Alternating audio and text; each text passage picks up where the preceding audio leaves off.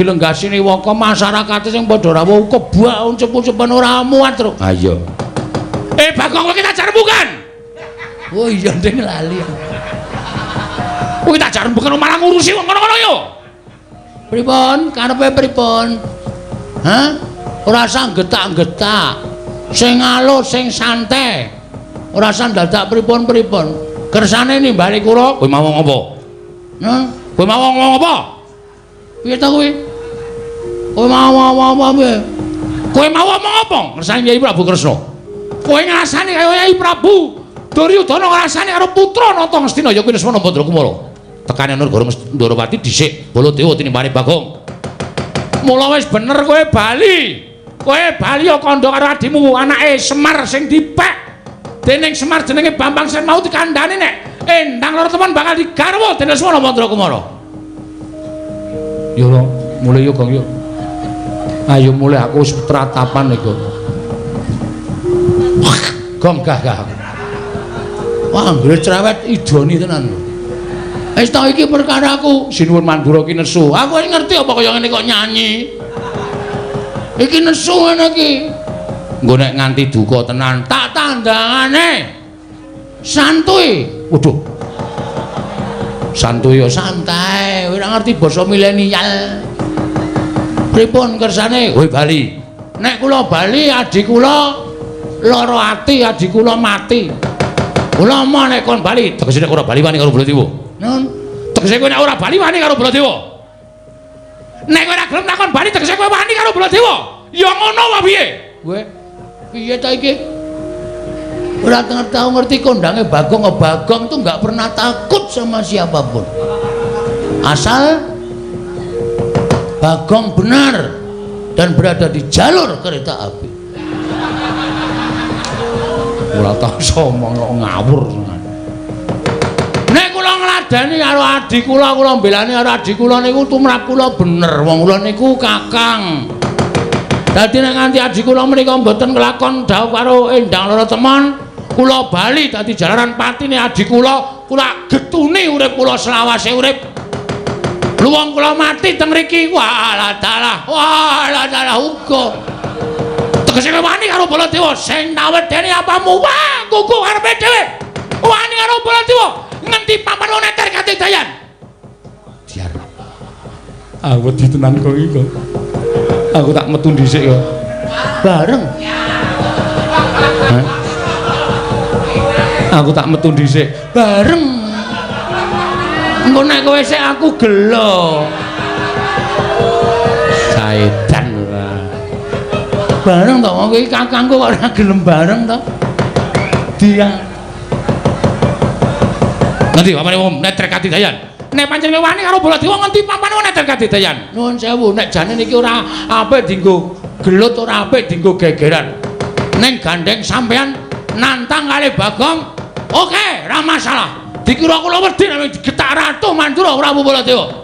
Ayo, nanti pawane neter, ayo dijajal kowe karo aku menang ndi? Kowe iso ngalahke Petruk. Kelakon boyong Endang Laratemon, wah, mati dereng aku bola caedan lan bagus. Ayo metu sapa? Wah, menungso ratanan.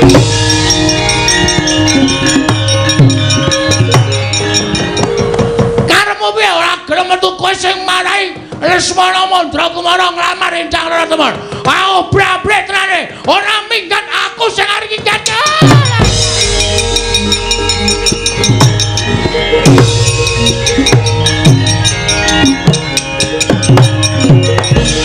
Iki mantane lanang ala. Aku ora melu-melu Bagong. Ora melu-melu apa? Sing marahi adikku ditolak karo Sinun Prabu Ndarawati. Mergo Endang Laratemon arta kukup. Kowe anak ratu ning koclok. Anak ratu ning petok kowe. Hah? Ha. Diseneni kok mripate ngengetke ngisor. Ngengetke mripatku. Matamu gede banget. Matamu kuwi malah nguna-unake wong tuwa mata-matake. Ayo, ora semingkir saka negara Ndarawati Bagong sing arep ngamuk karo kowe Lesmana.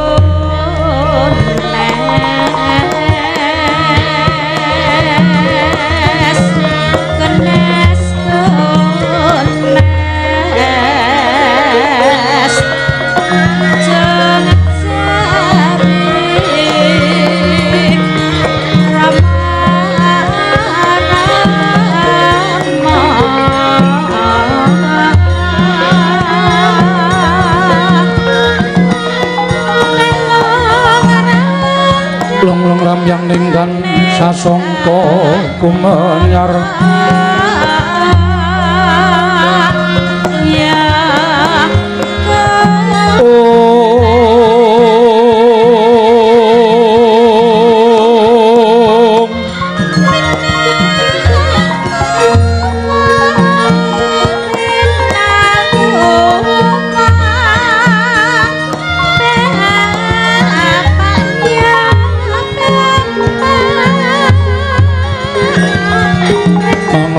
gorong gori manggen tanpa siring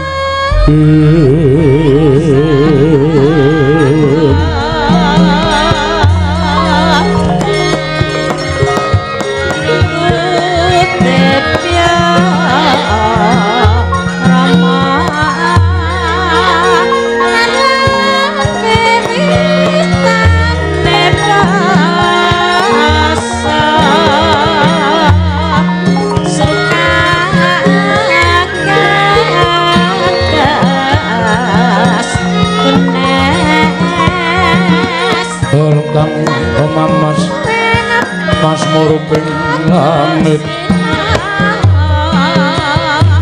ya mas Rama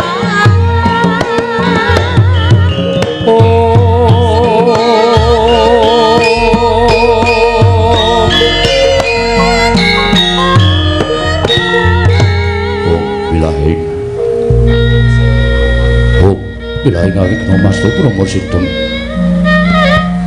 hawik nomas tu silat merimbang jagat karo musiran todo kau sisaning di sono sinamung lamluk wis temas tantur lambang budo jinan tur-tutur katelo tulo-tulak melat den maradya minursita upama praniskara karo widya duwing jaman purwa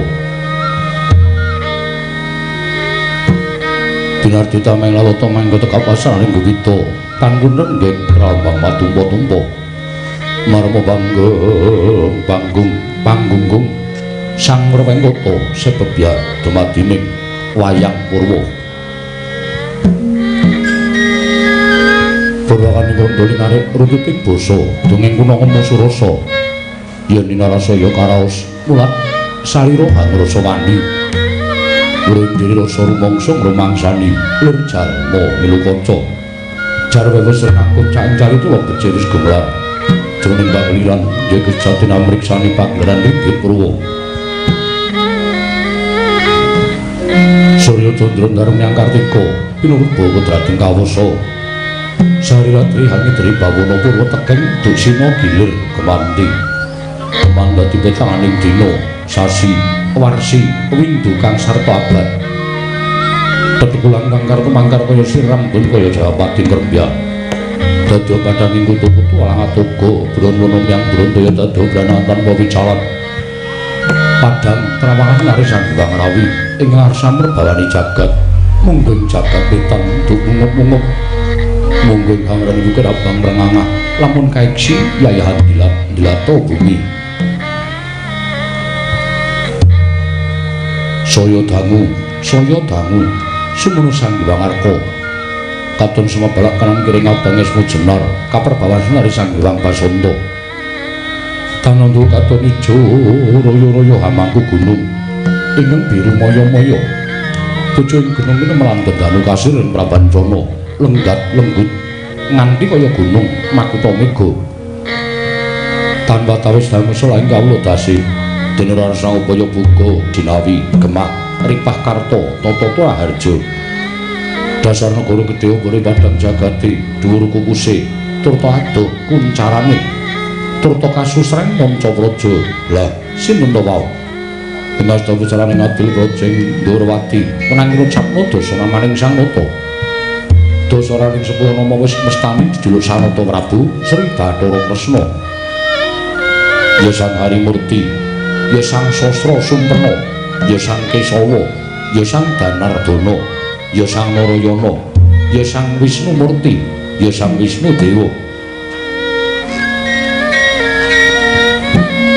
nata lamun alendra pepakuning bumi ing hanggung jejekaken kautaman risat juga lenggah madaning dampar ora mantra-mantra sipating Ubathara Yayasan Iwang Bathara Suman Angit Jawanta binayang bayang sangganing Hapsara Hapsari saking kasuwargan katingal hanggenggeng pasibaning para wadyabala para nayaka para punggawa liwat sangganing para kawula pengambir mlabar Yaya Samudra Datan Tepi hangepai jroning stinggil naturata negaring Durawati miwah balugdak ngantos sak jawining alun-alun negaring Durawati datan gantun sangganing para anung-anung tungguling praja ing Dwaraka ingkang sampun kepareng terpepeh pindha sapa matarangan suku Jambu teken Bodo mabuka Susi Astawa menika to warnane kadang nata senopati ning praja ing Dwaraka saturing garba Raden Harya Setyaki ya Wresni Wira ya Tambak Yuda ya Yuyudana ya Bima Kunting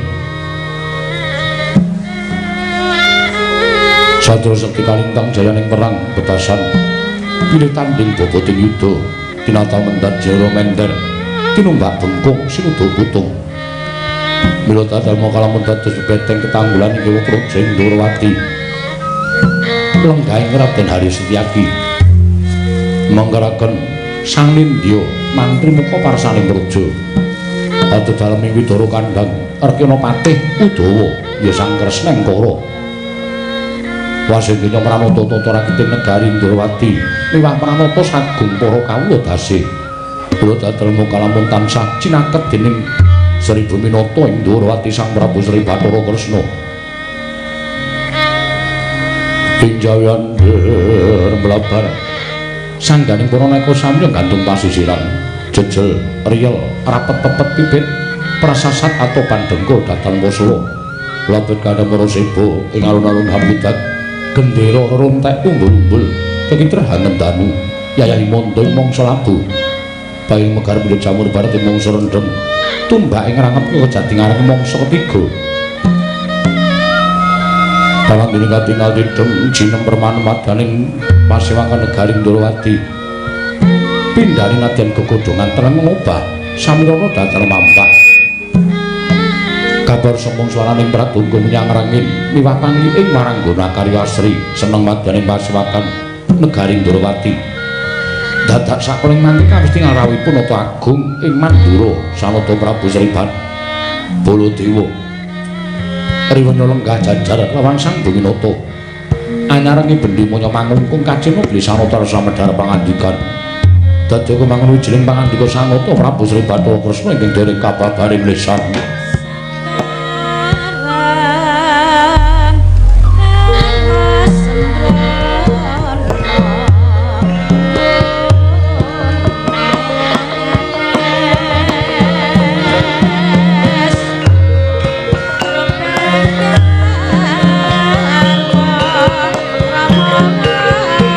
sembah niring kulon kapurpa risang murbeng rat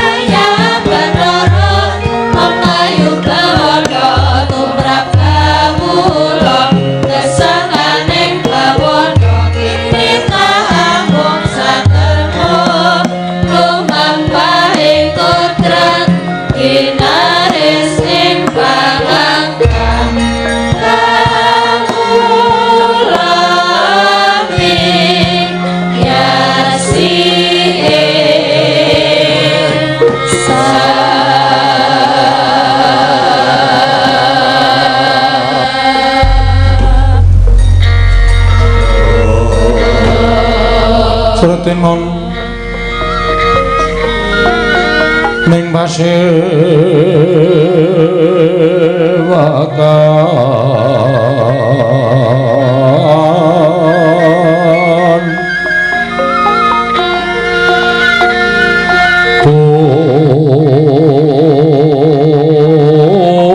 busana maneka warna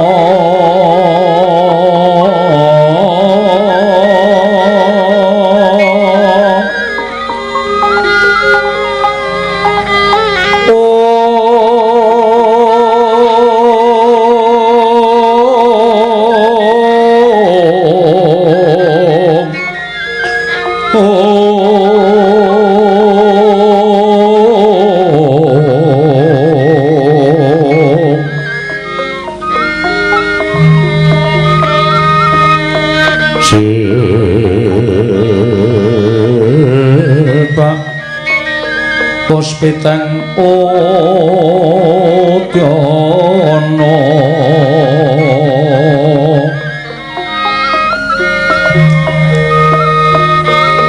Miang Pandra Sarwarukma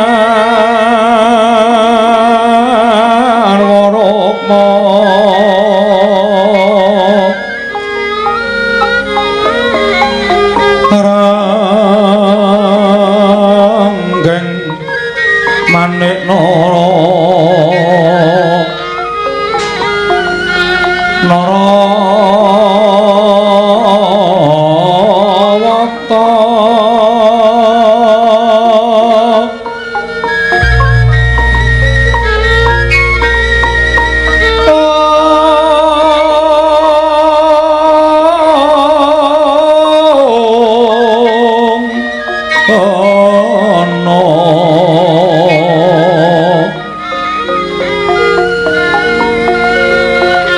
Prabanyo kang merat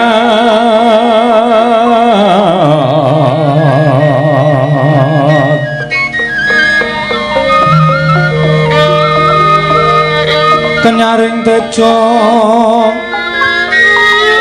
leliwaran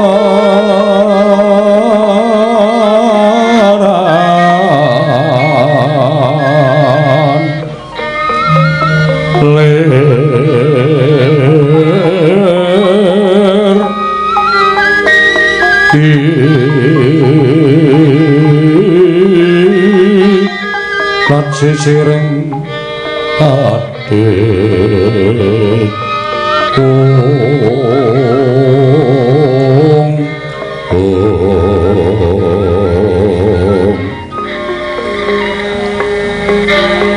Wimbo kekondo mrek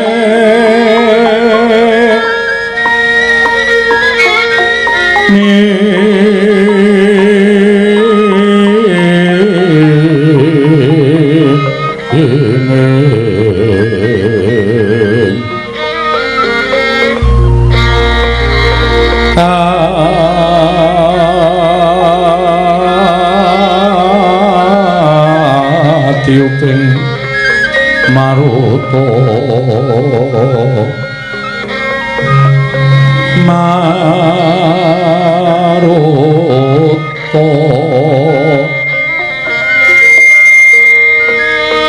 Mando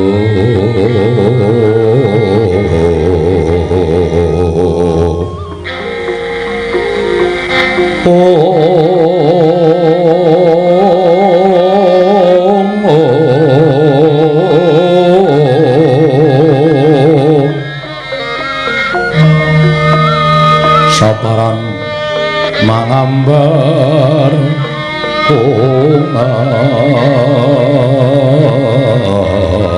ongas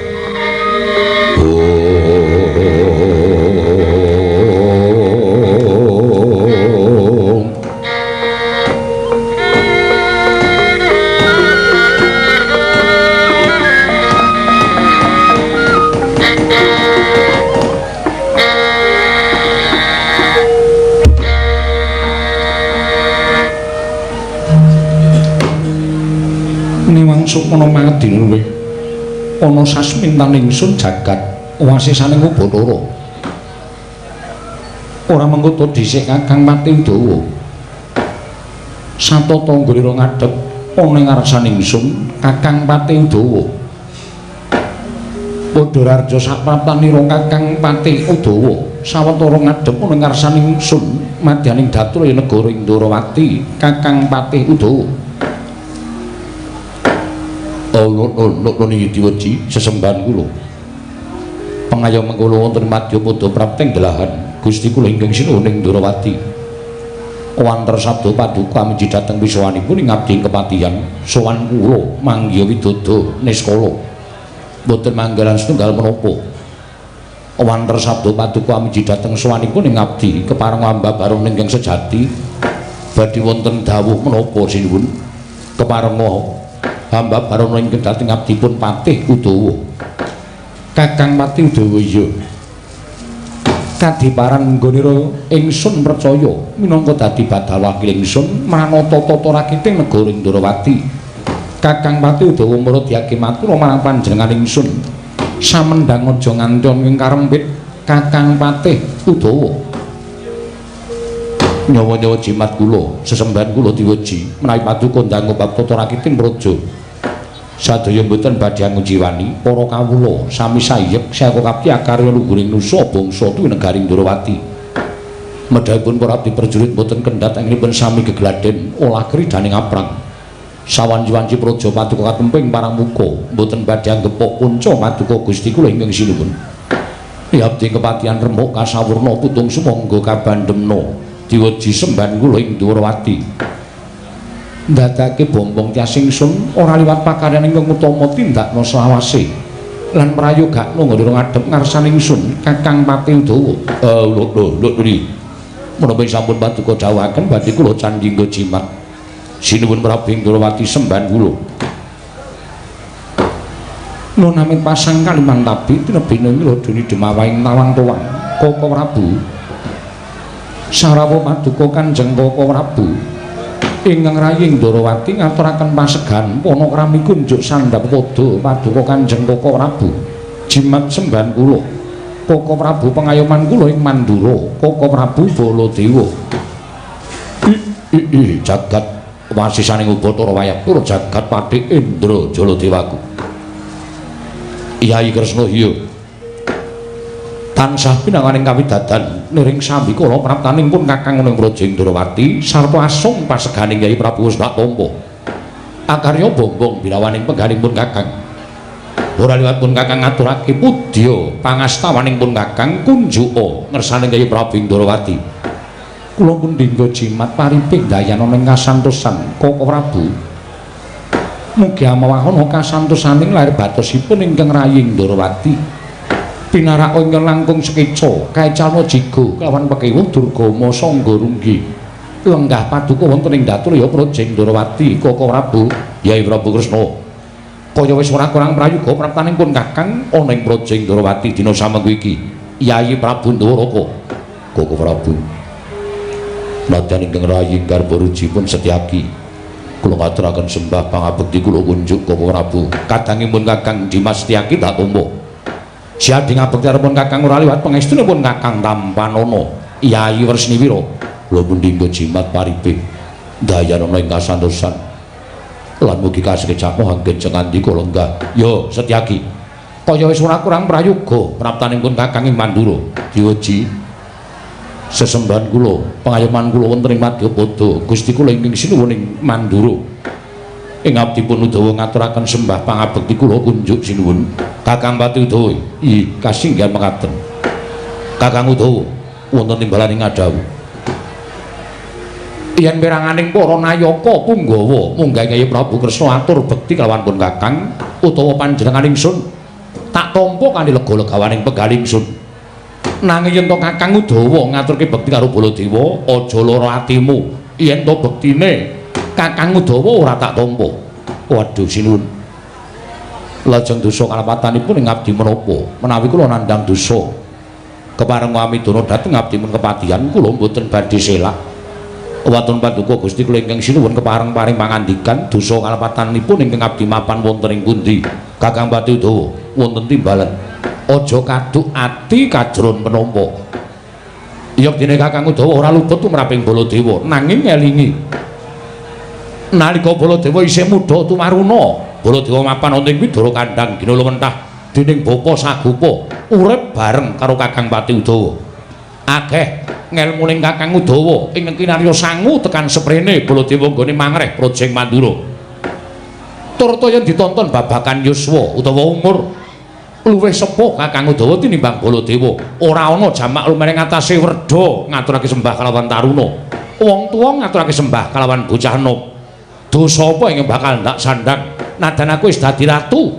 Kakang Pati Udawa dadi pepatih ning negara Indrawati. Nanging Baladewa ora bakal isin, aku ora bakal rumangsa wirang ngaturake bekti kalawan Kakang Udawa. Aja Kakang Udawa ngaturake bekti karo Baladewa, ning sembahe Baladewa tampan ana. Mriko estu sinuwun. Ya, lahir batin. Waduh, matur sembah nuwun. Jebule isih ketok wong awakku. Ning kene entuk sembahe naratu ning omah mung dipadoni bojo. Wah, marem sing manah kula sinuwun. Dipun prayogaken anggenipun lenggah. Kakang Udawa kaya ora kurang prayoga praptaning Baladewa negara Indrawati. Koko Prabu sasampunipun lenggah ingkang langkung mrayogi menawi dipun kemarangaken ingkang rayi nedya nupriksa menapa ta wigatosipun dene tedhak paduka wonten ing Projeng Indrawati ingkang boten cecok ingkang sadèrèngipun duka Prabu menawi kepareng kawedharing kathah tumunten kababarna nanging menawi wadi tumraping para kadang senta pinayungan jiwananing Wang Mahanasa akarya bombong penggalipun Kakang dene dungkap ingkang angka 2 dadi Ruhanira Yayi. Yen to sak temene praptanipun Kakang ing Projeng Indrawati iki ora saka negara Mandura, nanging budalipun Kakang saka negara Ngastina. Saking negari Ngastina ya pancen mengkono. Dene wigatosipun menapa Koko Prabu?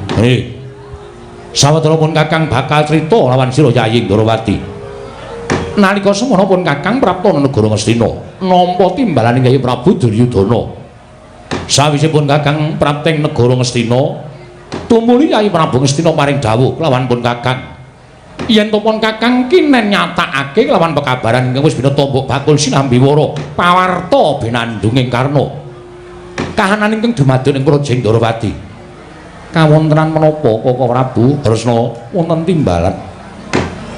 Ngeling-eling yen pun Kakang kuwi kadang werda. Pun Kakang kuwi kadang tuwa tumraping sira Yayi Indrawati.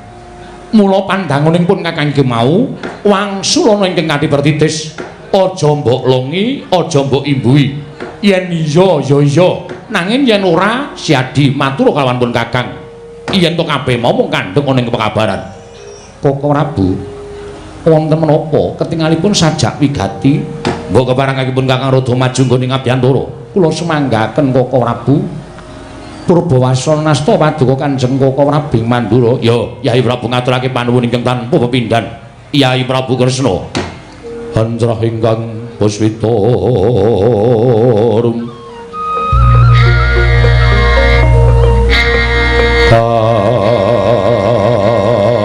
Kasiliring samirana mrit.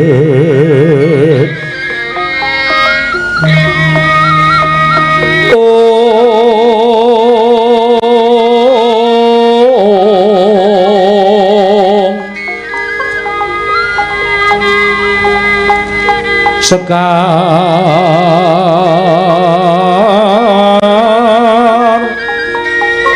gadung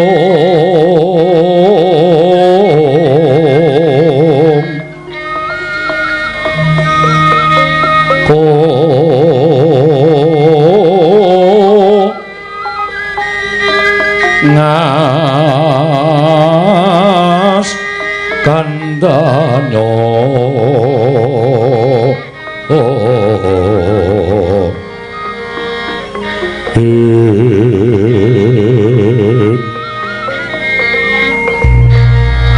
maweh raras renaning griya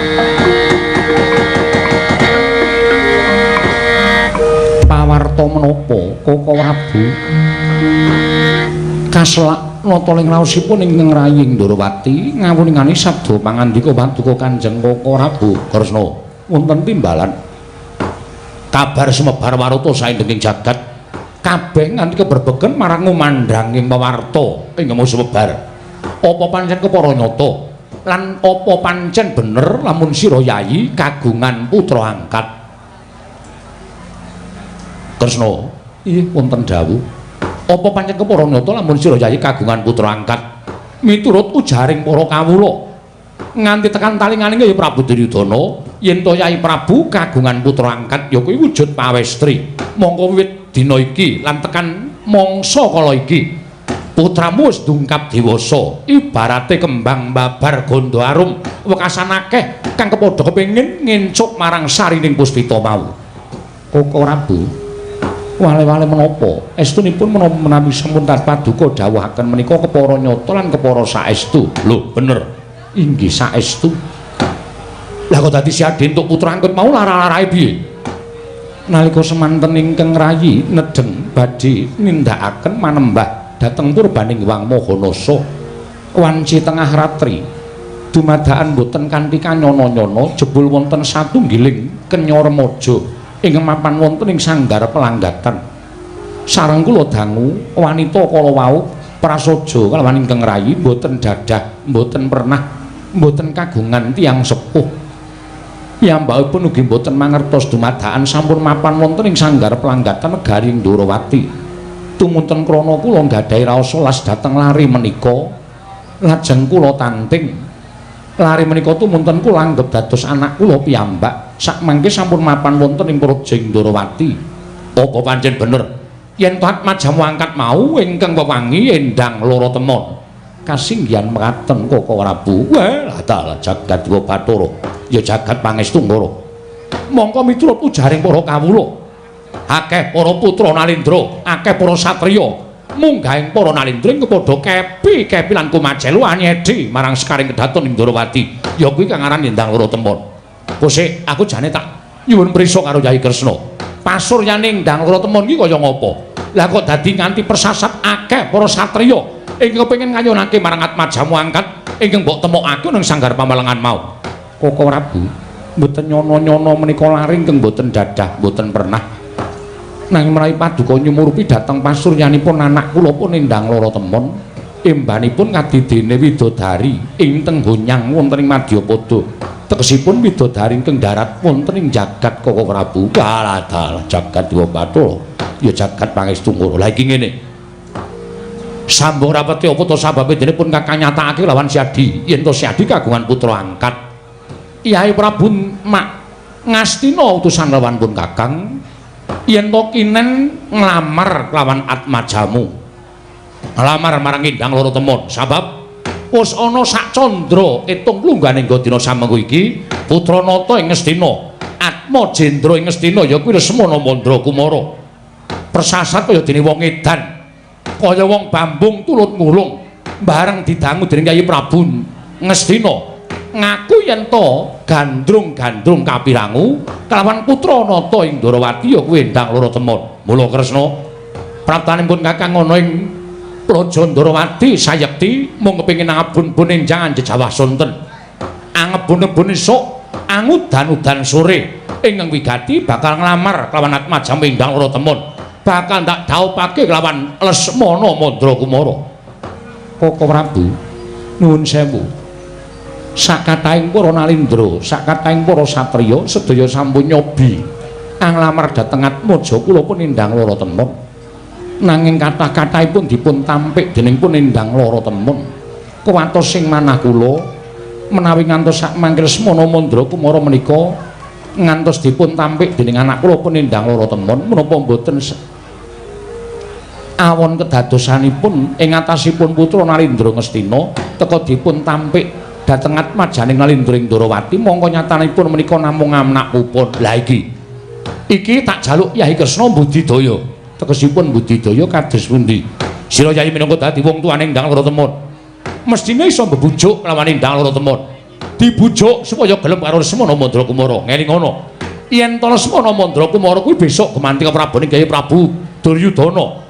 Yen to Kyai Prabu Duryudana wis lengser ke prabon saka negara Ngastina, tanana liya kejaba amung Lesmana ingkang bakal nampa kamukten saputuhe negara Ngastina. Ateges yen to nganti ndang lara temon iku mengko iso dadi garwane Lesmana, tan murunga dijunjung derajate ndang lara temon.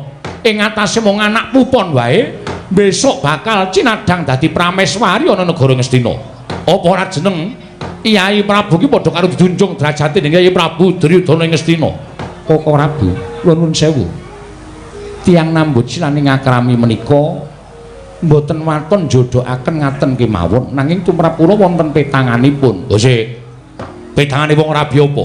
Ngibarate tiyang keplok menika kedah asta kalih. Menawi keplok namung asta setunggal menika mboten badhe saged lumampah. Tegesipun keplok asta kalih kala wau. Temanten putri tresna kalian temanten kakung, ingkang kakung tresna kalian ingkang putri. Menika tegesipun keplok asta kekalih.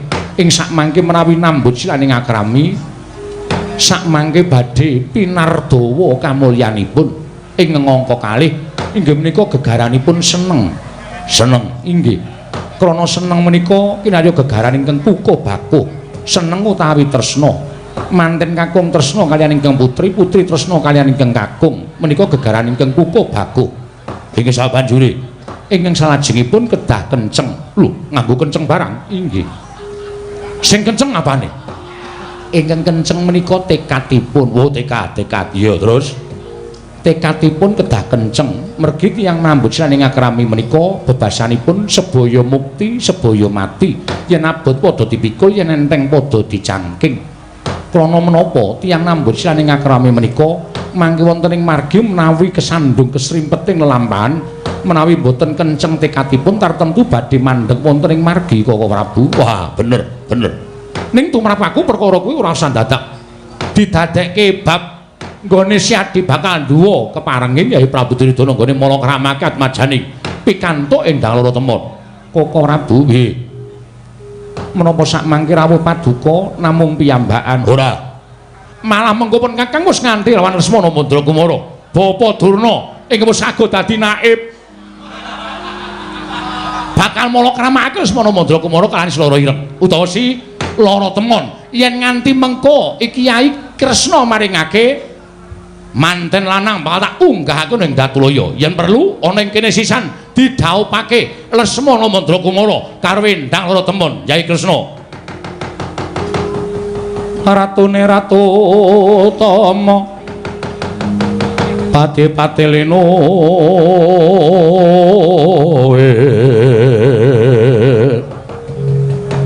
Pranayaka Tyasraharja Panagare becik-becik Parandene tan dadi talyasing kala bendu malah bangkit makin andadra rupita kang reribeti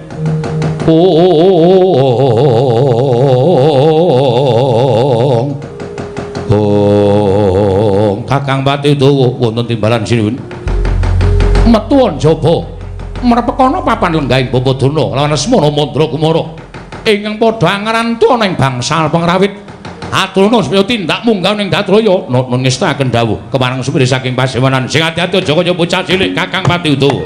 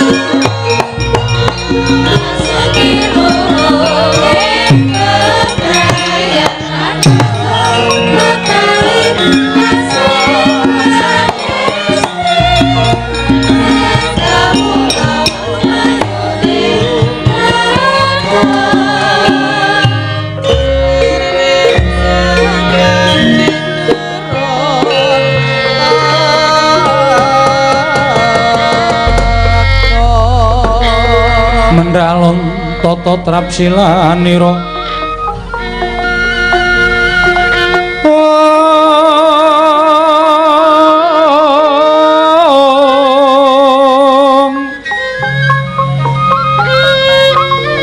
ngajomaken astarira kalih astanira kalih pisan yen ngandika magawe pranta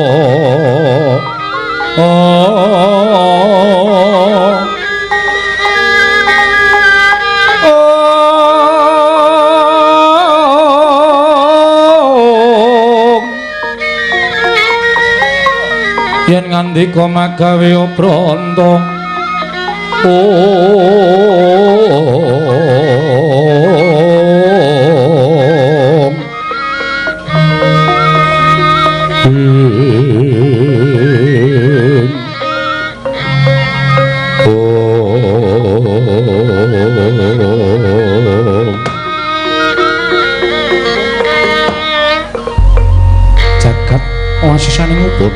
wayah turu jagat.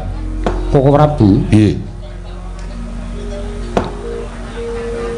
Ngantos kawontenanipun kados mekaten Lesmana Mandra kumanggenipun gandrung kanan anak kula inggih menapa ning gendang loro temon. Wis kaki jajal.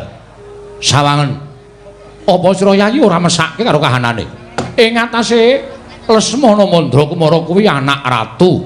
Kuwi putra Nalendra. Lah kok sandangane ting srembong kaya ngono?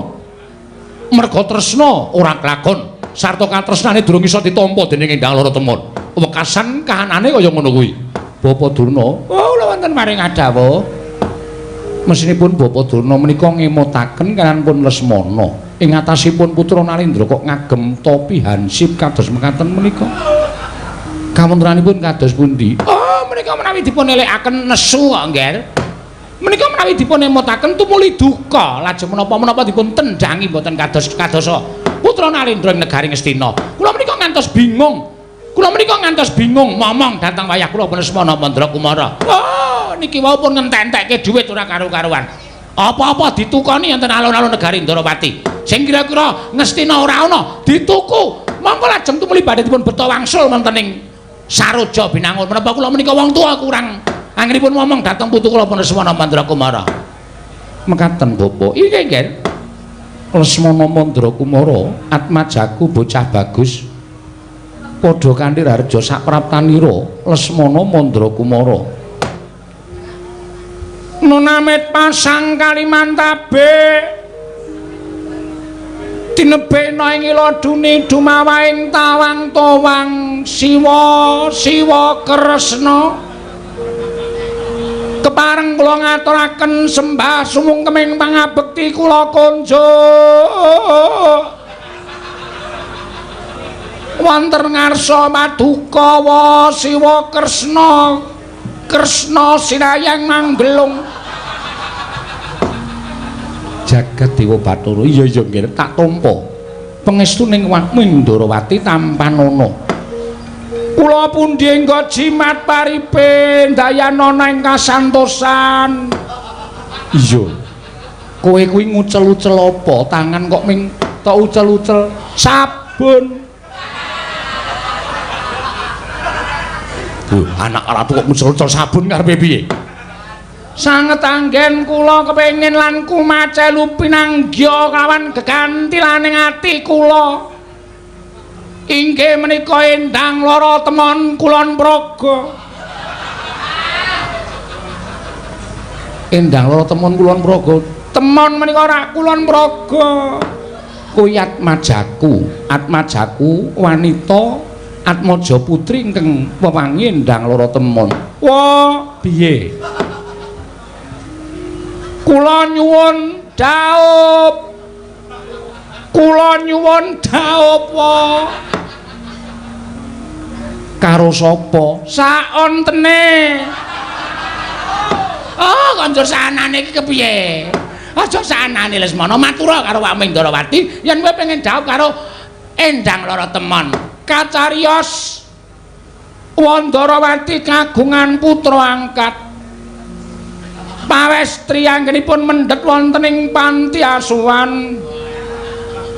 Ora ana ing panti asuhan nanging nggonku nemu ning sanggar pelanggatan. Sir kula matur ngoten. Sanggar pelanggatan negaring Ndrawati naminipun Endang Lara Temon. Bener.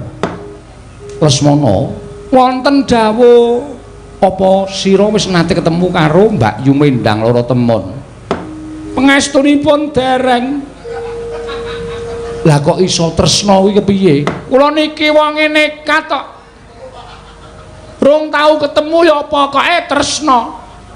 Nek apik ya digaruk. Nek elek ya ora sida. Wong kula niku anak ratu, kula niku putra ratu. Putra ratu negari Ngastina, kula duwe wenang, kula duwe Purbawasesa. Nek kira-kira kula mathuk karo Endang Lara Temon ajeng kula dhaup, nek mboten ya ora sida ya ora apa-apa. Lesmana, wonten dawuh wa. Aja jejereng wirang karo Wanging Mandura. Aku tekan kene iki diutus karo bapakmu supaya nglamarke Endang Lara Temon. Sing wigati Endang Lara Temon ki aja tok tampik. Wujude kaya ngapa tampanen. wujude kaya ngapa ditampa merga iki kowe tekan kene iki didhawuhi karo wong tuamu nderekke karo awakmu ing Mandura aku ing kajibah nglamarke Endang Lorotemon nek nganti Endang Lorotemon kok kowe ngerti rupane duruk tampik sing wirang aku dudu sapa-sapa aja kaya ngono ya putu ditampa ya putu mengko nek kowe ora gelem kekno mbahmu ya putu ditampa Endang Lorotemon ditampa nggih kowe wis tresna sampun lahir batin lahir batos ngene ngono kowe tak kandhani ya sing duwe wewenang tumraping Endang Lorotemon kuwi dudu awakmu Ndrawati nggih ning Endang Lorotemon dhewe disronta sawetara mengko anakku tak tandingi yen pancen anakku keduga sarta gelem ngladeni aku ora bakal wegah sarta ora bakal wewel maring akat majaku kelawan sira Lesmana Mandra Kumara nanging yen to mengko anakku ora gelem ngladeni kowe aja nganti lara atimu gedene aja nganti darbe tumindak ingkang nalisir saka angger-anggering kautaman Lesmana sendika ngestaken dawuh ning saking panginten kula ketoke kok kula cocok mergi kula pun tau ngerti fotone Endang Lorotemon ayune ora jamak mripate lindri-lindri nuwun sewu tutuke gendhewa pinenthang men sempal apa piye lambe kok gendhewa pinenthang lembeane mrak kesimpir rikmane nganti ules janges kaya grojokan mongko nuwun sewu pakulitane kuning lumer kaya santen duh aduh kula niku nek nyawang pasuryane Endang Lorotemon niku sasat ati kula wis ora kuat jarine durung nate ketemu kok iso ngerti pasuryane anakku Endang Lorotemon pon ping 4 kula niki ngimpi ketemu Endang Lorotemon sepisan nalika semanten kula wonten ing pasumpenan nedeng tenguk-tenguk wonten ing ajeng kasatriyan dumadakan wonten satunggiling putri mawi kebayak biru gen pundak enten uwuhe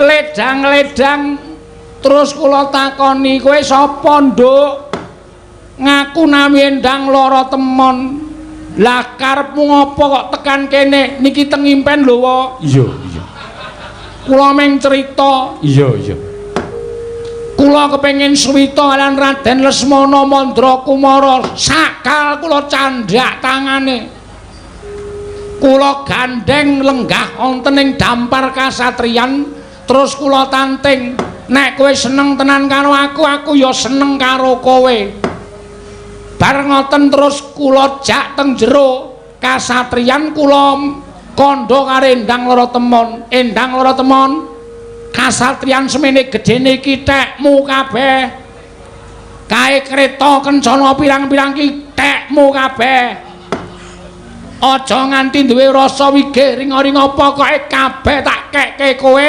waton kowe dadi tekku Endang Lorotemon boten semaur ming dungkluk kalih guyu ujaring para sepuh wong wadon niku boten tau gedhek karo antuk anane ming guyu kalih nangis nek nangis niku wegah nek guyu niku purun cetha nek Endang Lorotemon purun kalih kula boten sranta rasaning ati boten kuat nyawang Endang Lorotemon kula glandang wonten ing patenggan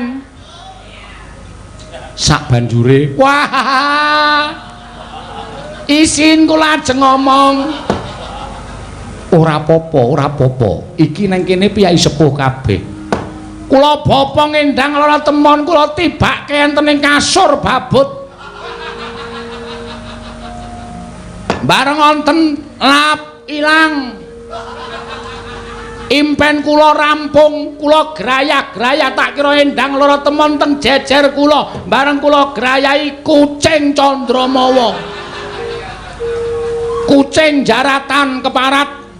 Kucing kula candhak, kula banting, jarene wong tuwa nek ngimpi urung tutuk kuwi bantale kon malik. Bantal kula walik, tinggine mubal. Terus sare meneh. Sare mlih. Jebul ngendikaning para sepuh menika leres. Nek ngimpi rong tutuk niku bantale diwalik iso diteruske impene. Lah niku nyata. Ning ora ketemu endang lara temon pun ganti wedokan. Ketemu sapa? Bakule mie ayam. Sir-sirane Bapak Durna. Hus. Ora sak kaya ngono kuwi Lesmana. Oh, aku kira tau piye-piye. Alah, sampeyan rasa dadak kumbi rasa selak. Nek sore tuku mie ayam teng lor Pertapan Sokalima, bakule lemu. Sikile gedene ra jamak-jamak. Ya wis ben, wis rasa tok gagas.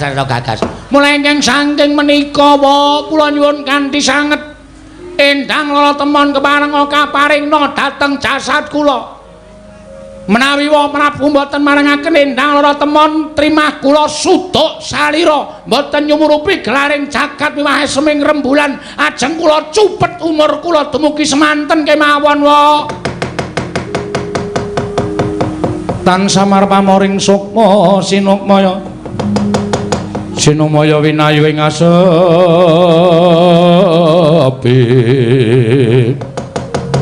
sumimpen telenging kalbu pambukaning warana ing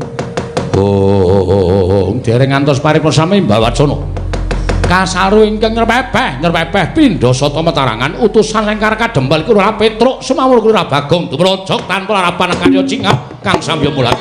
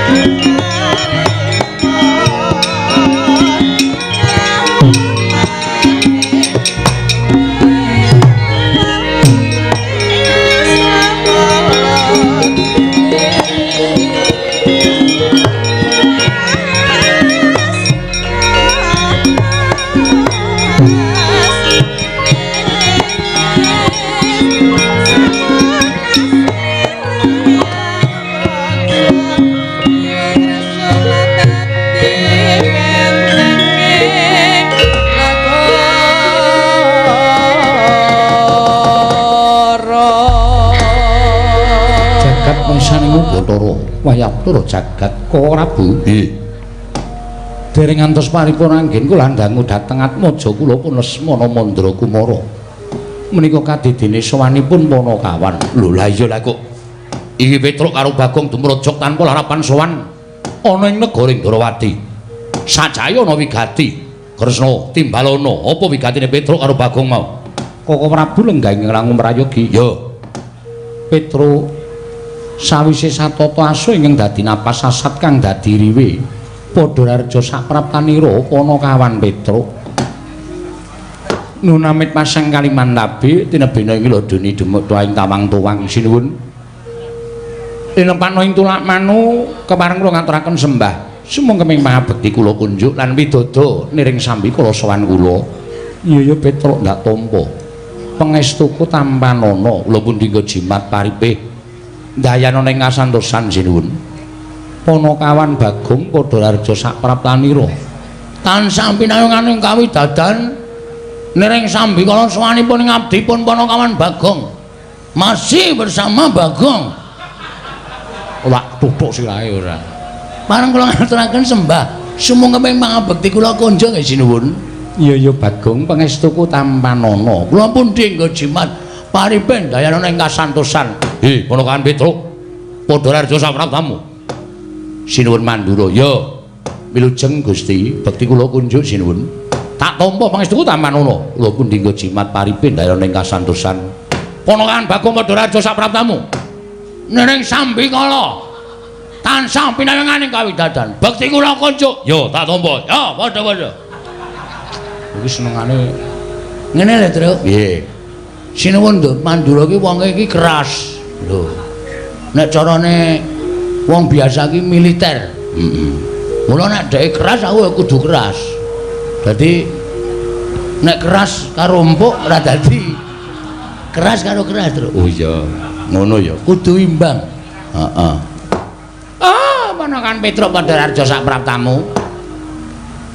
Peremban Durna. Rawuh mriki. Oh ya wis sawetara. Nderekke putuku Lesmana Mandra Kumara. Oh, Ndara Lesmana. Iya, Petruk. Oh nggih. Wilujeng bekti kula katur nggih Peremban. Tak tampa. Pangestuku tampanana. Kula pun dinggo jimat paripih. Bagong padha arja sapraptamu. Lho, Penemban Durna. Heeh, Durna.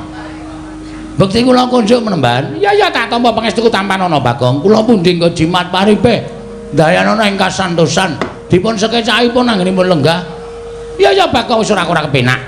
Petruk padha arja, Ndara Sencaki wilujeng. Bagong padha arja, Ndara Sencaki wilujeng. Petruk padha arja sapraptamu. Ndara Pati Udawa wilujeng bekti kula kunjuk nggih Den. Ya. Bagong padha arja sapraptamu. Pangestunipun Ndara Udawa wilujeng bekti kula kunjuk nggih Ndara. Ya tak tampa pangestuku tampanana Bagong. Lho nggih. Wis suwe ora tau dolan ning Widara Kandhang kowe. Nggih, sibuk. Ya wis syukur nek ana gawean syukur tegese ora muspra nggonmu urip ning alam padang. Nggih, asane iki kula RT. Oh. RT. Ya syukur ya dipercaya dening para kawula. Pun dipecat kok. Lho. Pirang sasi? Seminggu. Kami dadi RT seminggu kok glelengmu ra jamak-jamak. Ha ngopo dipecat, Gong? Korupsi. Korupsi apa? Engko wae, Tru. Iki anu ya apa jenenge iki lelucon. Oh iya. Ora penting nang kraton kok ngetokke kaya ngene. Heeh. Petruk dalem ana wigati apa Petruk sowan tanpa tinimbalan. Kepareng ngaturaken tebah Siti Sekul binonteling ron kelapa. Apuran tambah bilih wonten lepat kula nggih kula munjuk atursa paduka Sinuwun Prabu Kresna ing Ndrawati. Iya ora dadi ngopo Petruk sembah nuwun. Dungkap angka kalih kula menika badhe munjuk atur sowan kula menika mboten saking pikajengan kula pribadi menika mboten. Miwah mboten saking pikajenganipun adhi kula Bagong menika ugi mboten. Ning kula menika dapur dipun utus Bapak Semar. Lho. Diutus dening bapakmu Semar nggih. Lah wigatine apa Panakawan? Mugi dados ning kawuningan bapak niku nuwun sewu. Anake bapak niku saniki ora ming 3. Lho. Anake bapakmu Semar ora ming 3 mboten. Ning 4. Apat sapa wae sing tak ngerteni ming kakangmu Gareng kowe lan Bagong. Lah kok hitungane dadi papat? Nggih. Mergi ora suwe, dereng suwe niki bapak niku ngepek anak. Bapakmu ngepek anak sapa? Ah, kacariyos mekaten. Nalika semanten bapak niku ajeng nglakoni salat luhur. Iya. Teng langgar sisih kulon daleme bapak niku nak wonten langgar alit. Teng riku niku bapak niku kaget bareng arep mlebu langgar kok bapak niku krungu ana wong nangis. Ana wong nangis bareng langgar dibuka bapak kaget jebur sakjroning langgar niku wonten nom-noman sing wis ndungkap dewasa nangis teng riku bareng ditakoni, "Le kowe iki anake sapa? Kowe iki saka ngendi kok nangis nang kene?" Lare niku bingung, kula niku mboten duwe omah, mboten duwe dadah, mboten duwe pernah. Kula niku ora ndek bapak, ora ndek simbok.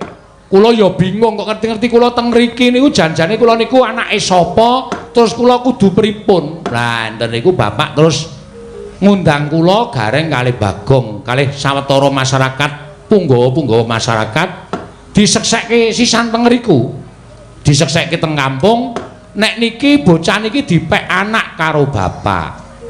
Lho, bapakmu ngepek anak bocah mau nggih. Gandeng bocah urung duwe jeneng karo bapak dijenengi Bambang Senet. Oh, Bambang Senet nggih. Apa wonge ya lucu kaya kowe karo Bagong ngono? Mboten. Wah, sampeyan nek ngerti anake bapak sing terakhir niki, ora percaya nek anake bapak. Pikiran sampeyan mesti bapak niku selingkuh. Lho. Kok selingkuh piye to, Gong? Anake beda karo awake dhewe kok. Senet iki bagus dhewe. Bagus. Nggih. Sampeyan nek ning ya cetha pirsa, Nding. Sampeyan nganu to kali Ndara Janaka pun apal pasuryane to? Iya, ngerti. Hah, mirip. Mirip Ndara Janaka. Niki kula malah semelang e. Lho, semelang perkara apa? Saploke Senet dipek kali bapak dadi anak niku kok bojo kula ora tau nang omah. Lah nek ndi, Gong? Mbah kerep nang omahe bapak kok gek nglenceri Senet kuwi. Maksude bojomu seneng karo Bambang Senet lho, heeh ketoke. Ha kowe piye? Arep tak kekke kok. Lho. Arep tak kekke. Heeh. Amergane wis males. Jelau. Lho, ha kuwi sing kaya ngono kuwi sing ora apik. Biyen kuwi pilih-pilihanmu kok saiki jelek. Salahe saya suwe-suwe saya ora iso omong. Bojo kok suwe-suwe ora iso omong. Mbah kowe kena penyakit corona lho, Tru. Corona iku duwe penyakit bisu kok lho, corona. Corona iku komunitas Rondo Anyaran. Dadi bojoku arep tak lebokke dadi komunitas kaya ngono kuwi. Lambemu kowe modaro. Cuak gedhe cengelmu ae. Ana wong urip apik-apik kok modar. Lah terus wigatine, lah sasamunipun Bambang Senet menika dipun aku dening anak. Sawetara Bambang Senet menika mapan wonten ing Karangkadempel. Terus jebule Bambang Senet menika nuwun sewu, meneng-meneng matur karo bapak nek Bambang Senet niku pengin rabi. Bareng bapak niku nakoni karo Bambang Senet, "Lah sapa le sing arep tok rabi, anake sapa? Apa tangga desa? Apa pancen saka Karangkadempel kene?" Bambang Senet niku prasaja, "Mboten, Pak. Kula gandrung kula kepengin rabi kalih putra Ndarawati sing nami Endang Loro Temon." Bapak niku apal kali putra Ndarawati, terus dawuh kare kula, "Truk, coba kowe sowan ning Ndarawati. Apa Sinuwun Kresna kuwi kagungan putra sing jenenge Endang Loro Temon?" Nuwun sewu sowan kula menika nanjihaken menawa saestu panjenengan kagungan putra ing nami Endang Loro Temon. Petro, dalem aku uga darbi anak angkat. Nggonku nemu uga ning sanggar pelanggatan. Lho. Estu niku? Iya, Petro. Namine Endang Loro Temon. Putri? Iya, wadon. Sampun dewasa? Ya wis pantes yen to omah-omah tegese wis ndungkap dewasa. Weh, lah kok kaya iki kaya digawe karo sing kuwasa ya, Gong. Bapak duwe anak wong lanang nom-noman muda gedhe mongko wis ndungkap anu palakrama. Sinuwun Prabu Ndarawati ya kagungan putra angkat wujude putri. Berarti betul. Heeh. Jenenge Endang Loro Temon. Heeh. Wis cekat-cekat terus. Gak dilamar ketoke iki ya kedaya ngene iki nggawa Lesmana barang ketoke ya mung arep do kepengin ngarepke Endang Loro Temon iki kudu dhisik-dhisikan. Nek nganti dhewe kalah dhisik, Bambang Senet adimu ya adiku mengko kagelan atine, kowe karo aku malah ngrekoso leneng-nenengi karo Bambang Senet. Engko nek iki ora trima, Ndara Lesmana Mandura Kumara tekan kene nglamar Endang Lorotemon, nek adiku nglamar Endang Lorotemon nek padha-padha ngarepke terus gawe geger dadi geger piye kok. Kowe gunane apa nggawa aku? Hah? Gunane apa nggawa aku? Kowe mung kari omongan, engko nek Durna, Sinuwun Mandura, Lesmana iki padha-padha nglamar Endang Lorotemon, nek ora trima kowe mulya sik. Wong telu iki sikate kabeh. Mbok nek omong nganggo aturan, Gong, dume cangkeme jembar kok nek omong kok sak karep-karepe dhewe. Iki serius iki. Mergo aku ditangisi karo adikku tenan. Tur aku tresna karo Bambang Senet. Nek Bambang Senet ora kelakon jawab mung perkara kalah karo Lesmana anak ratu ning Kocluk. Hus cangkeme. Iki ana Begawan Durna ana Sinuwun Mandura barang kok. Nyatane ngono kok nuni apa? Ya tarembuke sing apik-apik. Mlengking saking menika sinuwun gandeng panjenengan sampun kagungan putra ingkang nami Endang Lorotemon. Kula nyuwun nganti sanget paduka maringna ingkang putra pun Endang Lorotemon badhe kula boyong wonten Karang Kadempel. Badhe kula dhawuhaken ngampun Bambang Senet adi kula. Petro, nun. Sowanmu kurang cepet sebabe wis ana penglamar sing tekan kene luwih dhisik tinimbang kowe. Sinten? Koko Prabu Mandura, Bapa Begawan Durna nganti Lesmana Mandura Kumara nglamar Endang Lorotemon. Mula tak jaluk kanthi banget kowe ngalao, Petro. Kowe ngalao. Anakmu Bambang utawa anake bapakmu Bambang Senet kon golek wong wadon liya. Aja ngarepake Endang Lorotemon, mergo Endang Lorotemon iki mengko bakal tak tanting. Yen pancen gelem dinaut dening Lesmana bakal tak paringake utawa tak caosake marang Koko Prabu Mandura. Nang yen ora gelem, mestine Koko Prabu Mandura bakal adreng nggone mboyong Endang Lorotemon. Merga Lesmana nggone tresna ya wis kaya ngono kahanane Panakawan Petro. Mula kang sangka kuwi kowe ngalao. Ngalao baliya marang Karang Kadempel, omonga karo bapakmu matura. Yen Endang Lorotemon wis bakal ditanting dhaup karo Lesmana Mandura Kumara Panakawan Petro.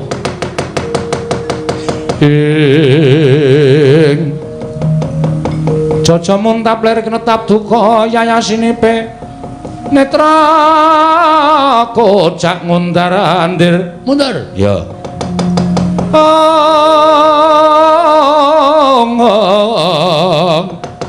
wadanani rombranang kaya kembang worawari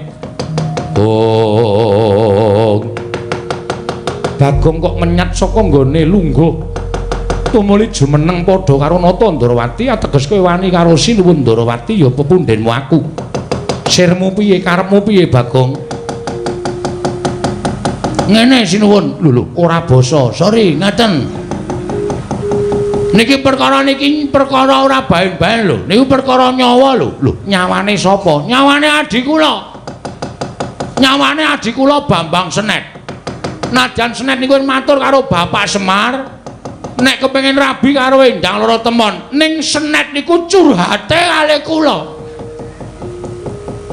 Senet niku toke gegembolane ngatine karo Bagong. Mas, nek sampean mengke diutus bapak teng Karang Ndarawati, nek nglamar Endang Lorotemon, nek Sinuwun Ndarawati ora ngeparengake sampean dadi seksine.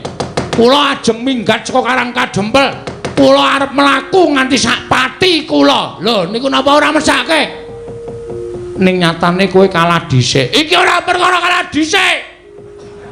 Gong, sabar, Gong. Sabar, halus wae, sing tenang, sing ikhlas, sing sabar.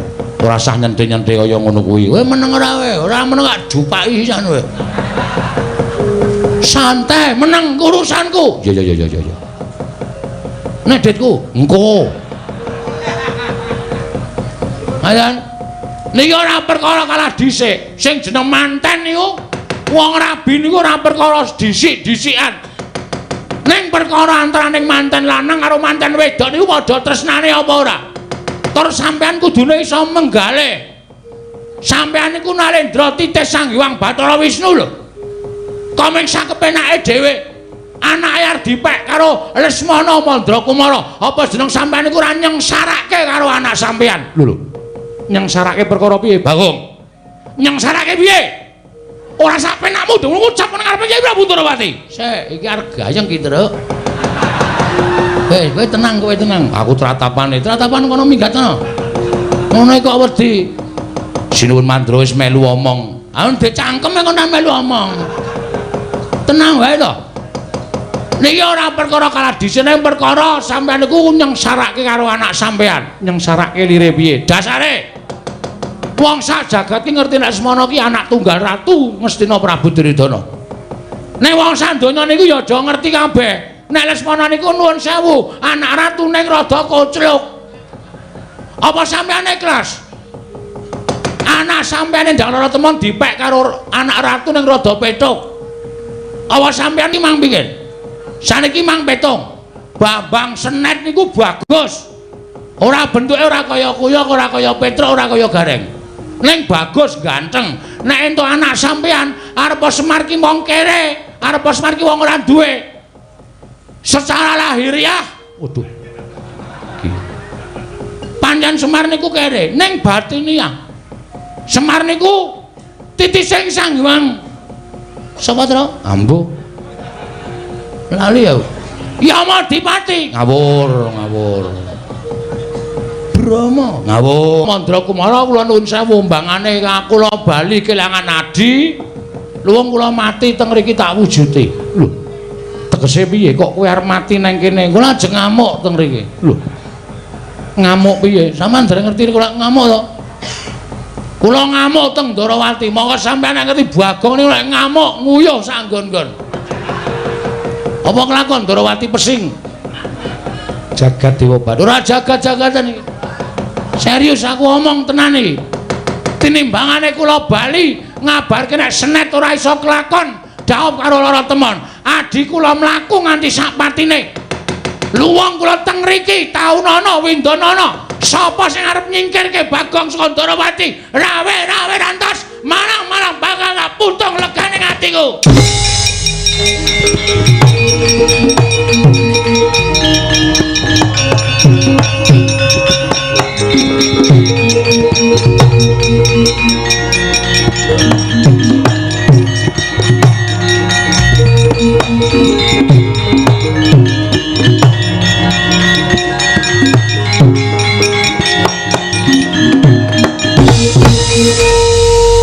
Maning jajaran syukur kaning bawana iblis lanat. Wah, gugu karepe dhewe. Wah, lah kok ngatasi derajate gedibal pitulikur wong elek nyolok mripatmu Bagong Ndrawili ucapake grojogan nerwete kaya bethe sepun bawa tegalan. Bagong, diar kowe. Apokmu wong nek omongane ora tau ditata ya entuk-entukane kaya ngono kuwi. Kowe iki ditimbali Sinuwun Mandura kok. Bagong. Kowe aja meneng wae. Kowe nak timbali wangsulan. Ngladeni wong ngene iki sareh. Woh. Lah piye tengah ora dadi? Sareh. Udawa rasane bake simbal bareng apa kowe? Sareh.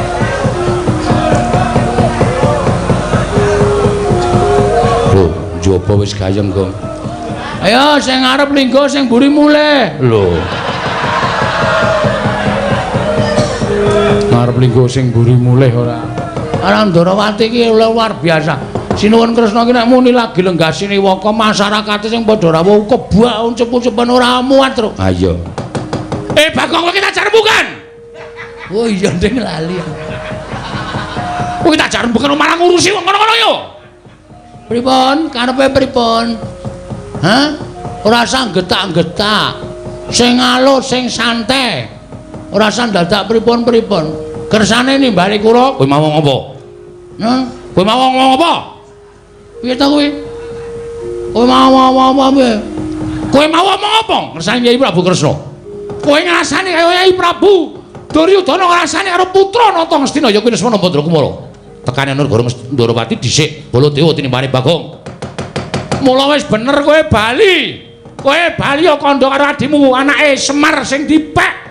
Dening Semar jenenge Bambang Senet mau dikandhani nek endang lara temen bakal digarwa dening Lesmana Mandrakumara. Yo mulai yo Gong yo. Ayo mulai aku wis tratapan iku. Gong gah. Wah, anggere cerewet idoni tenan. Wis ta iki perkaraku, sinuwun Mandura ki nesu. Aku wis ngerti apa kaya ngene kok nyanyi. Iki nesu ngene iki. Engko nek nganti duka tenan, tak tandangane.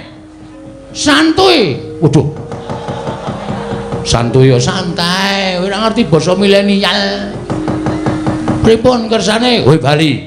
Nek kula bali adik kula lara ati, adik kula mati.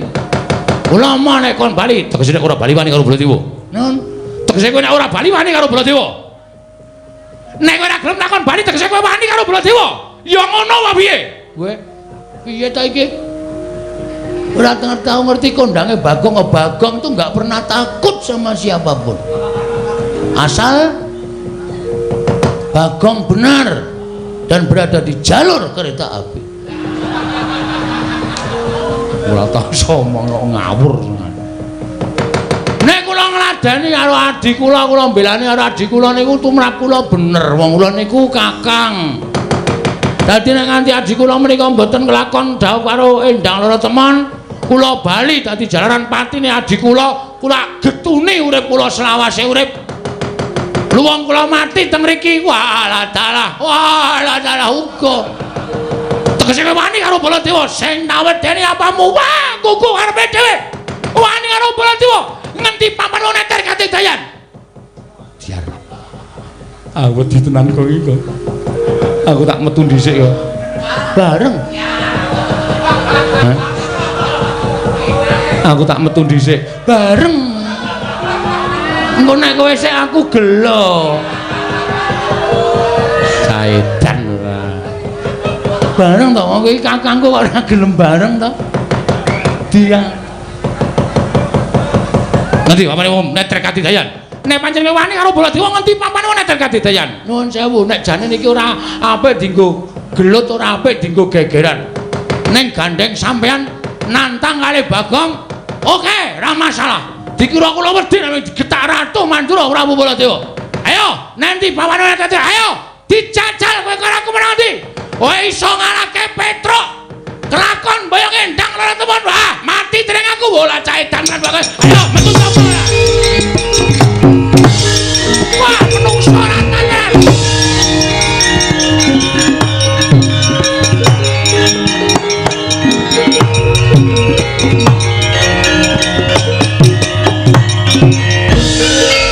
Edan wong sing nantang dheke kok ditujokke wong liya nganti Petruk gendandapan Koko Prabu kok ya gelem ngoyak Petruk ngono lho kok ya manut karo Bagong.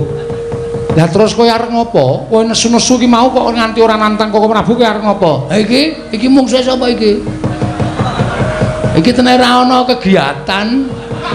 Oh, Bagong aku ora melu-melu. Wus. Kudu melu-melu.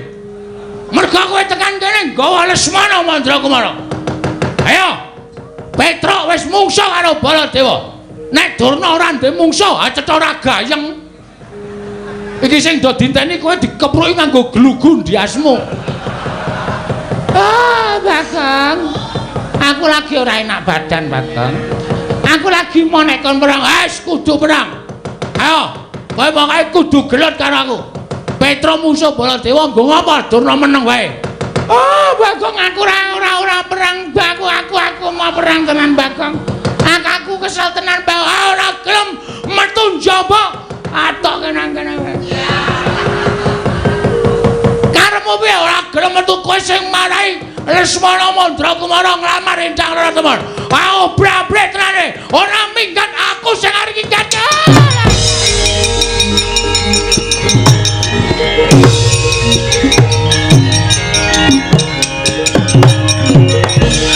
Iki mantane lanang ala. Aku ora melu-melu, Bagong. Ora melu-melu apa? Sing marahi adikku ditolak karo Sinun Prabu Ndarawati. Mergo Endang Lorotemon arep kukup. Kowe anak ratu ning koclok. Anak ratu ning petok kowe. Hah? Ho ha.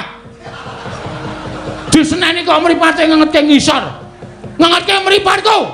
Matamu gede banget. Matamu kuwi malah nguna-unake wong tuwa mata-matake. Ayo, ora semingkir saka negara Ndarawati Bagong sing arep ngamuk karo kowe nesu.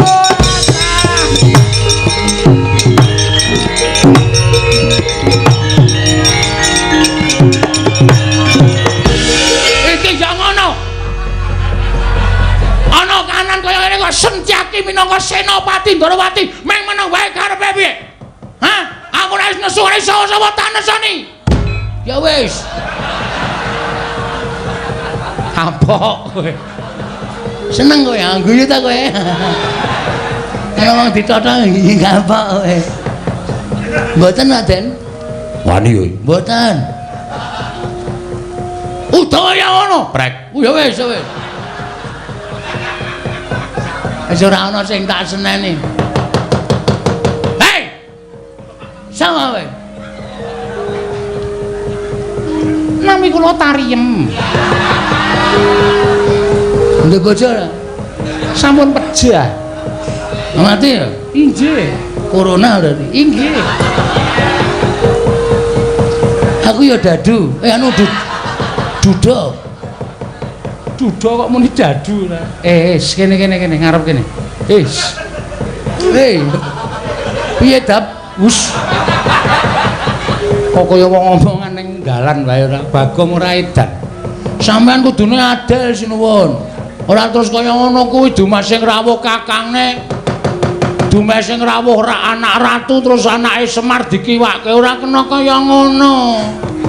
Endang lara temen niku janjane kudu ditimbali mriki terus didangu.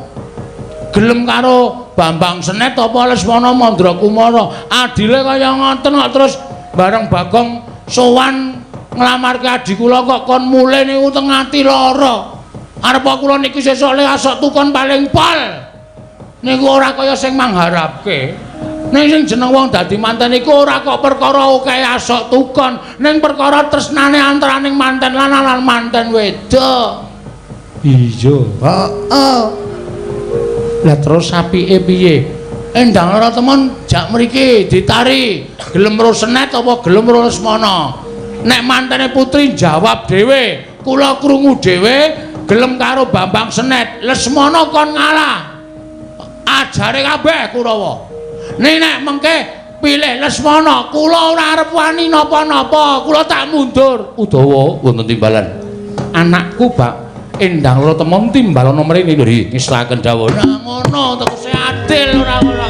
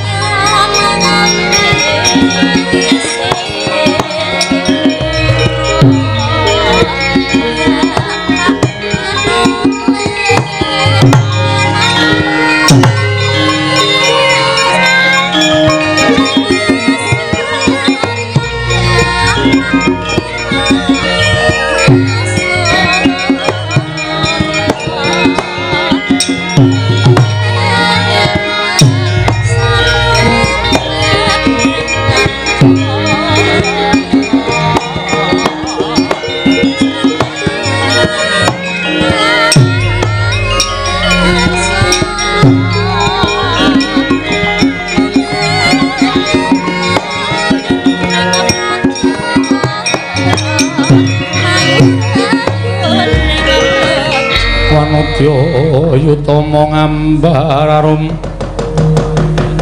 ngambar arum sang kusuma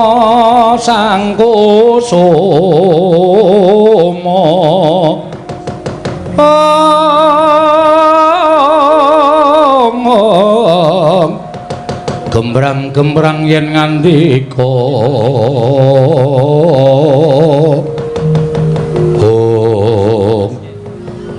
lara temen nuwun paring adawa menapa Rama Prabu ya merga saka kasulistianing warnamu nganti Ndarawati iki kurang-kurang bejane bakal dadi ajanging pasulayan merga saka akehing para nalendra para satri ing padha dadi penglamar kepengin mengku kelawan sira Atmajaku Endang Loro Temon rawuhing Kaka Prabu Mandura nganti manten saka Ngastina ya kuwi Semana Mandra Kumara bebarengan karo sawane Panakawan Petruk apa dene Bagong ingkang kepengin nglamar kelawan Endang Loro Temon bakal dijodhokake kelawan majaning Kyai Semar putra angkat ingkang jeneng Bambang Senet Gel Cahayu ing antaraning loro mau sapa ingkang bakal mbok pilih supaya sirep genining peperangan ingkang tumanduk ning Projing Ndarawati Rama Prabu piye mestining manah kula mboten badhe pilih-pilih dhateng sinten kemawon menawi menika sampun pinesti jodho dhawuh kula tartemtu kula tamung derek ya nanging kula nuwun sewu estunipun wonten gegembolaning raos sing badhe kula unjukaken ngersa paduka apa bab perkara sing kepiye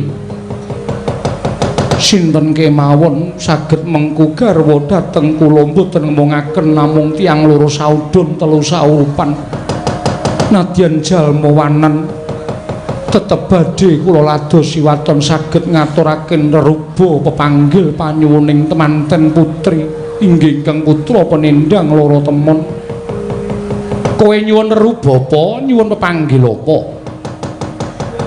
temanten kakung kedah nitih gajah ingkang saged tata jalma sak ngajenging temanten kakung kedah dipun jogeti wanara ingkang mulesipun pethak winggingipun kedah wonten dewa bagus tuwin widodari setunggal dewa sakjodo tuwin gamelan Lokananta klayu klepu dewa Ndaru Gedang Mas Debok Swasa Pupus Cindhe Parijata Kencana wondene panabu ing gamelan Lokananta kedah wonten Alindra Sewu negari menika sinuwun menawi saged ngaturaken mboten ngomongaken sinten menika menawi saged ngaturaken panyuwun kula tartemtu badhe kula ladosi sinuwun lah dalah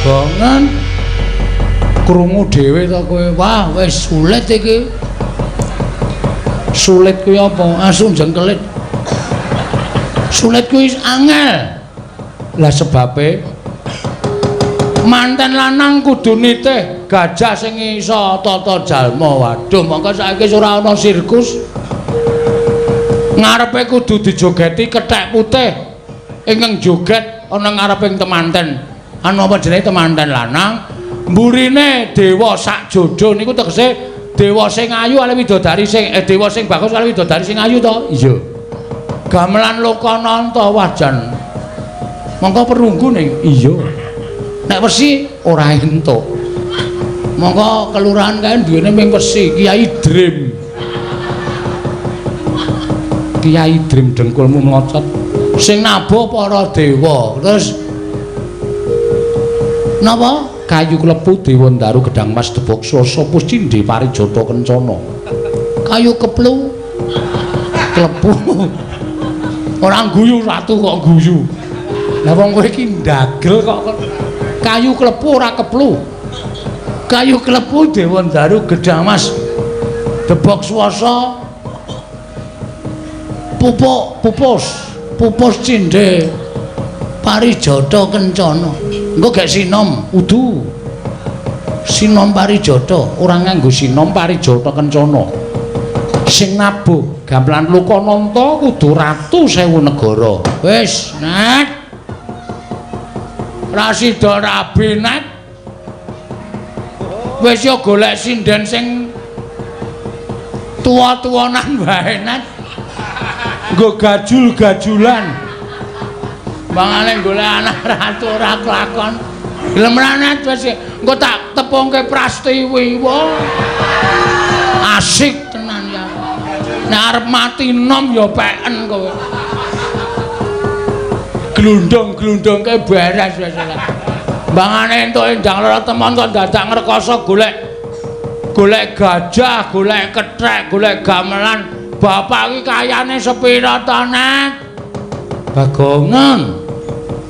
Aku percaya bapakmu ki wong pinter. Bapakmu mesti ngerti karepe anakku endang lara temon. Wes, mengko ndak bapak malah kokean mikir, malah stroke. Ora mung kelangan nadi, kelangan bapak barang malah ngrekoso pon. Sekecake sinuwun kula tak medal jawi tak ngewangi Petro nek enten apa-apa ndak Petro malah mboten wonten sing ngewangi. Ya sing ati-ati.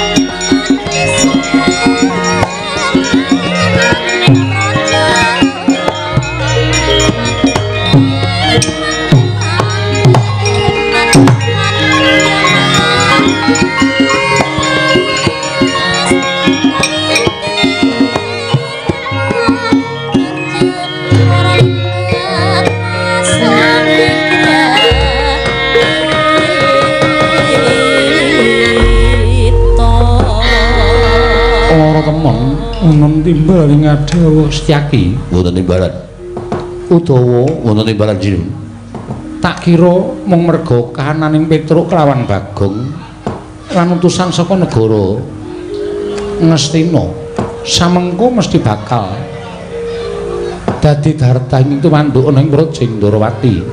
Kasinggihan mekaten tatanan Prawadya Bala lan kawula aja nganti kasempyok ing ngaradan upama dadi bandayuda aja nganti nyempyok marang ngaten remaning kawula nggih ngestaken dawuh babar pisan budal kang padha sibu ingsun kundur kedaton mengko ingsun pribadi ngembakal merpeki lawan Koko Prabu sartane misang padha andon pupuh nun ngestaken dawuh yen pamit madal pasilan sing ati-ati aja kaya bocah cilik kaya wis ora ana dawuh manah Kakang Pati Udawa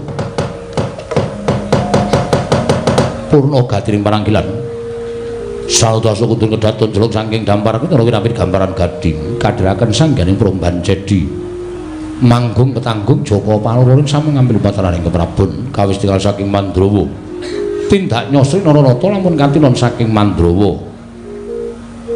lamun katinon saking Mandrawa kaya tansah jejengkaran tindak nyosri Nararata wau paripurna sang nata alas wangi kundur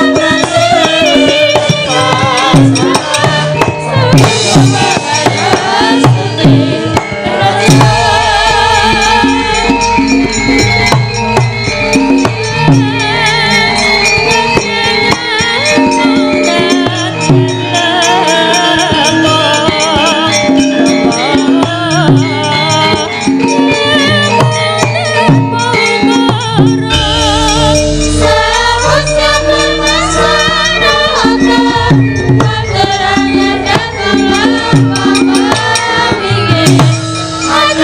prajurit,